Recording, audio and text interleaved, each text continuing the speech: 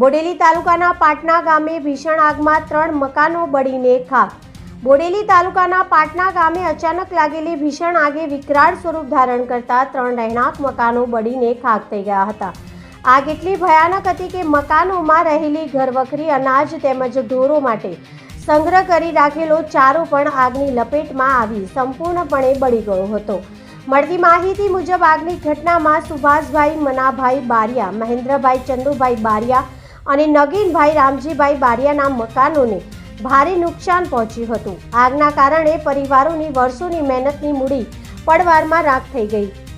ગામમાં શોકનું વાતાવરણ છવાઈ ગયું હતું। ઘટનાની જાણ થતાં બોડેલી બજાર સમિતિનું છોટાઉદેપુર તથા જાંબુઘોડાનું ફાયર બ્રિગેડ ઘટના સ્થળે દોડી આવ્યું હતું, પરંતુ ફાયર બ્રિગેડ પહોંચે તે પહેલા જ આગે 3 મકાનોને સંપૂર્ણપણે પોતાની ઝપેટમાં લઈ લીધા હતા અને મકાનો જમીનદોસ્ત થઈ ગયા હતા। આગ લાગવાનું ચોક્કસ કારણ હજુ સુધી જાણવા મળ્યું નથી।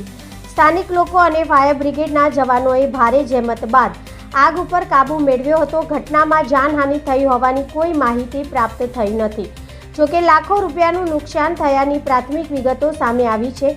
અસરગ્રસ્ત પરિવારોને સરકાર તરફથી તાત્કાલિક સહાય આપવામાં આવે તેવી ગ્રામજનોએ માંગ ઉઠાવી છે।